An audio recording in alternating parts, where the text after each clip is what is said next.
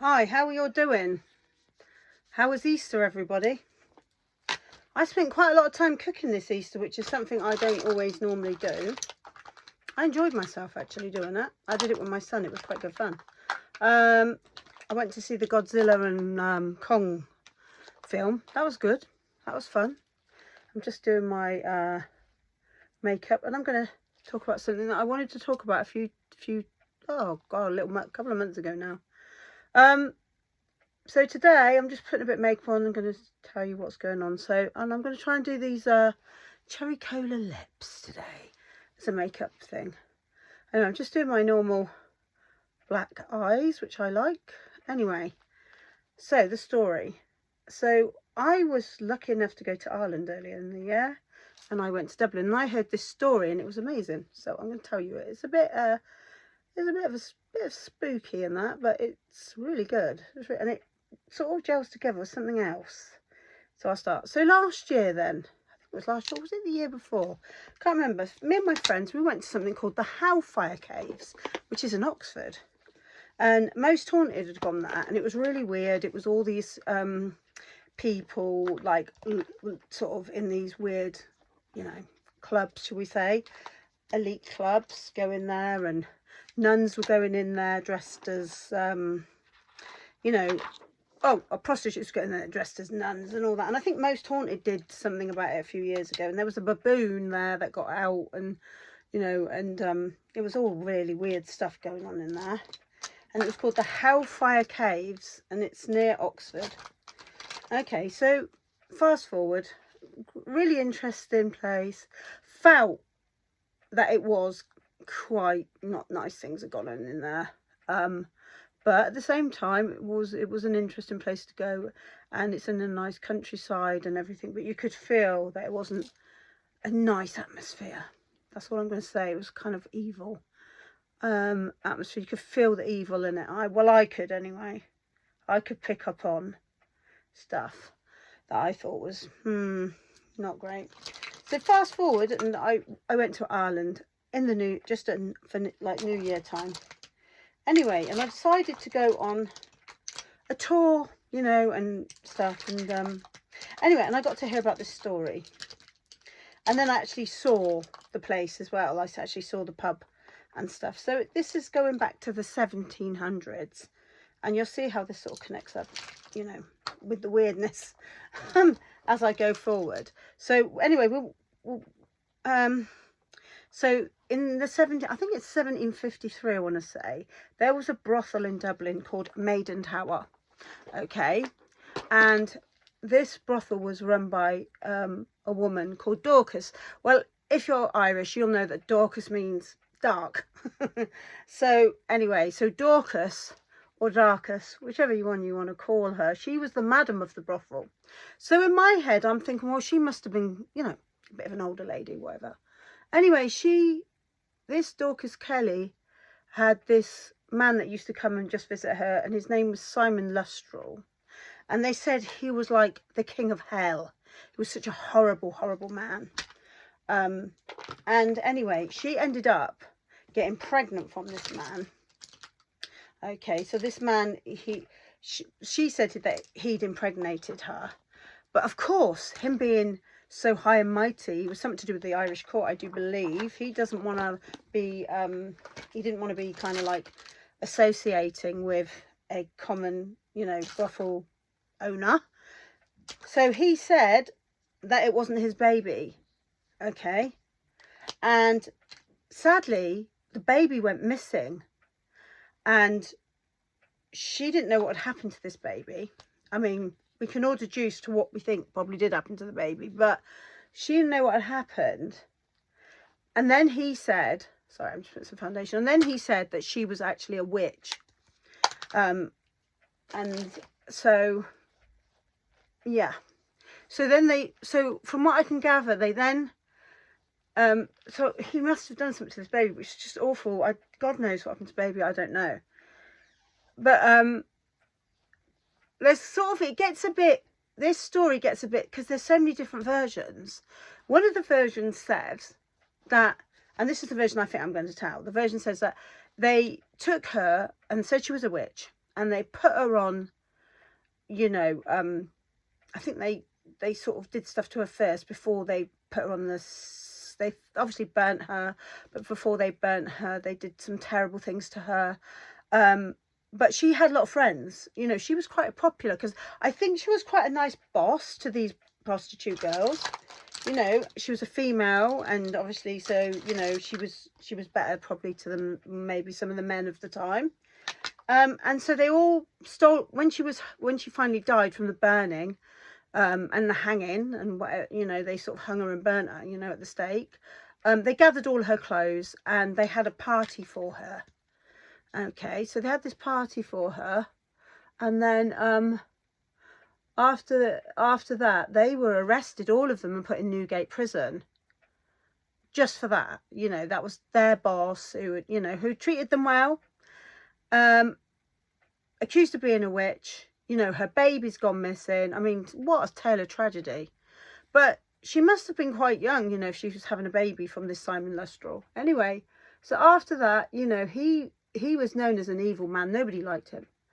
And after that, he was also part of the Hellfire Club, which is in Dublin. And that's my link from the Hellfire Club in Dublin to the Hellfire Caves near Oxford, which I visited. But they do say that this Darkie Kelly, you know, is still wandering the streets of Dublin looking for her baby, you know. And he tried to say, because Simon Luttrell tried to say she sacrificed her own baby to the devil. But they do say that Simon Luttrell was sort of like the devil, you know, he was similar to the devil. So I actually think that maybe she was the innocent person, at this point I thought anyway, that maybe she was the innocent person in the story. And that, you know, this Simon, you know, he was just, you know, wanted everything his way, you know, because he was rich and, you know, and just thought he could just, you know, do what he wanted, you know, to this poor woman, you know, to put, you know, a vulnerable person and vulnerable people. You know, it's all through history, it's the same, isn't it? The vulnerable people get taken advantage by these, you know, these evil ones. Anyway, but it's weird that he was part of this Hellfire Club and she was part of the, you know, and we've got the Hellfire Club here, and there's all these weird stories with that, I can tell you. Yeah, so what happened to the baby? I don't know, but some people say that they've actually seen the baby walking around Dublin as well. She's looking for the baby, and the baby's looking for his mother. Or, yeah, his mother. That's, yeah. But that wasn't the end of the story. So in 2011, right? In 2011, there was a, I don't know the name of it. Sorry, I had to do my eyes there. It was on the, on the radio. There's a radio station in Ireland. Some Irish broadcasters, don't ask me the names, my memory is so bad. You can look it up if you're interested in this story. They said that that something else linked to it was there were 5 bodies of 5 different men that were found in the Maiden Tower. So these 5 bodies of 5 different men. I mean, that could be anything, couldn't it, really, I guess? I mean, it might have been that the prostitutes, you know, were so angry what happened to their boss that they just killed a few men, you know, because they just thought all men are awful. Or it could have been something completely different, as in, you know, it wasn't anything to do with it, but it was when they, you know, they did all that stuff, what do they call it, when they people that can, you know, when they look at the mummies and that, what's it called, those people that can tell the age of the bones and all that, scientists, I guess, when they looked, they could see that it was around the same time, like 25 years I think it was difference, you know. So I don't know, to when, you know, when they found the after her death. So they said it was about 25 years, but 25 years is quite a long time, isn't it? Would that be too long for them to get their vengeance, or had the scientists got it a little bit wrong, and maybe it was, you know, the same time, you know, that they were just killing these men because of what had happened to their boss, who treated them really well, apparently. But anyway, so the brothel is obviously long gone now, Maiden Tower, and it's now called a pub called Darcus Kelly, and you can see the pub. It's on the way. I saw it on the way. We were with some people and they showed us the pub. some other stuff as well. And yeah, and it was quite near the Guinness. It was on the way to the Guinness Museum. But it was it's a fascinating story, you know. And but what gets me is it's the same name, you know. The Hellfire Club is the same name. Whew, what a story, you know. And it's like it's a kind of a bit of an Irish folklore now, you know. Like people, you know, say that they've seen, you know, they've seen the apparition of her, of the baby. But there was another thing, I think, as well. The son, I want to say the son of Simon Lustral, I think he did get, am I right in thinking he got a girl called Mary Neal pregnant? It's all very confusing, this, because obviously it was a long time ago. Fascinating story, and it is a part of Irish folklore. And there is a pub called Darker's Gully. And so yeah, that was my little interesting story for today that I forgot to say when I came back.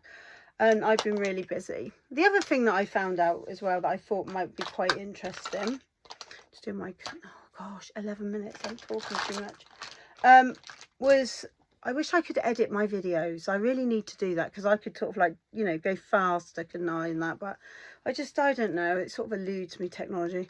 I was going to say about the other thing I was going to talk about was yeah, I found out that Easter, like years ago, my grandma made me a cake called a cinnal cake.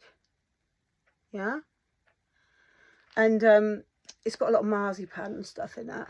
And yeah, she made me this cake, and it was really nice for Easter. And I thought, do you know what, I'm going to have a go at making it. So I did. And like, people don't like marzipan, do they? But it actually tasted really good.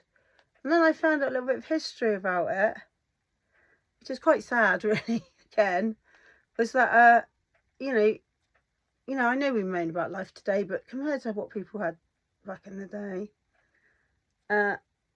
it was awful for them. I mean, these girls, you know, these serving girls, they would only have one day off a year to go and see their parents and their mums and the church and all that. So on this day, what I'm going to do is I'm going to take a brush, and I'm going to brush this up a bit to make it more neat. So on this day, they were allowed to go home to see their parents and their mum and that, and they would make a cinnal cake. So that's where it comes from. And then I looked a bit deeper, because I was still, you know, wasn't satisfied with just these serving girls taking the cake home. I wanted to have a look a bit further. And apparently the reason it only has 11 marzipan balls is because the 12th disciple was Judas, and they wanted to, when they started making these cakes, they wanted to show the displeasure with what Judas had done to Jesus, because obviously he was the one that betrayed him. So yeah, and then I also made some biscuits as well. I do like doing a bit of that when I have time. I find it quite relaxing, actually. Anything creative, really, for me, and I'm happy. Cleaning I do, like everyone, but I'm not a lover of it. I know people that love cleaning. I do it. And if I haven't done it, I feel terrible, so I have to do it. But I don't love it. I much love doing things that are creative. Right, so this is my take on these cherry cola lips. But to finish it off, I ain't got time to put the rest of my makeup on, but you've seen it all before, how I do my contouring and blusher and that. So I might just leave it half done. Let me see. I will probably, just to make sure it looked dark enough, just outline it slightly, very gently with a bit of black eyeliner. But I saw these were a bit of a thing. I thought, let's see if I can do it. So there you go. You don't want to put too much black eyeliner on, so that I look too much, you know. I actually quite like it, actually. It looks quite nice. Right, what else? Will I finish this? Oh, if only I could edit. I'm going to try and finish it, I think. So, yeah, Has anyone else got any stories? Any interesting stories? Different Easter stories from the usual? I watched Moses on Netflix. I thought it was brilliant. It was really fantastic. And I went to church on Good Friday. It was really, really packed and busy, which was good. Because that's what we want. If everybody followed God, we'd have no problems, would we? If we all followed the 10 Commandments, life would be all right, wouldn't it? But there's always going to be those that won't. I'm doing my eyelash curler look. Got my curlers in. Want to start learning some other things with the old hair. Was thinking about, I like things like finger waves and that. They're really difficult to do, aren't they? I want to do those. And also using I can't find anything. This always happens. Using, I'm going to use that one.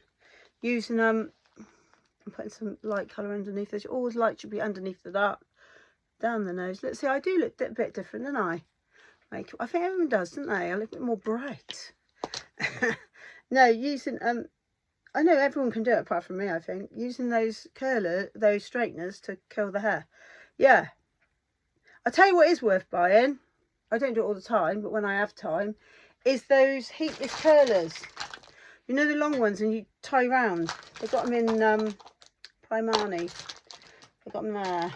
So yeah, they're quite. They are good, and they're better for your hair, aren't they? You know. So like if your hair is like mine, my hair gets greasy really quick.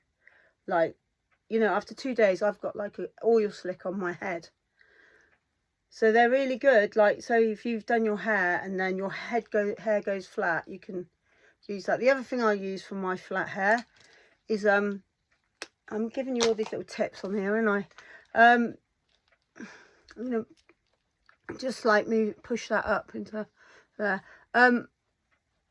It's dry shampoo, but I don't know what Superdrug have done. I've got to say it. They're one that they used to have, their own brand. It used to really volumise up my hair, but they changed the packaging. But I think they changed the formula because I don't find it as good now. I've tried everything, but I think I still usually go for the Superdrug one. I mean, it's not as good. That volume one isn't as good as it was, but it's better than a lot of them. Some of them, well, all I can say is they don't really work. I mean, they do work, the ones from there, I have to say. I think it's a really good place to get stuff, because you can get really good. I mean, I've got this one here, look, hold up. This Revolution Pro here, right? This cost me £7.70, right? And it's like a dupe of the Charlotte Tilbury, which will cost me an arm and a leg. You know what I mean? I mean, we're in a cost of living crisis, aren't we? We can't be doing that now. We can't be doing, you know, 50 quid perfumes now. Right, so I'm going to just put a bit of, these are great, these ones. I use either the NYX ones or this is L'Oreal or Maybelline. I always get muddled up. I always get remember which company it is. Anyway, I can get these anywhere now. You can get them in Sainsbury's even. They're double end ones. And they do last. I mean, you put them on and you have to go to work or whatever. They last all the time. You know, so, and I'm putting a bit of bronzer on.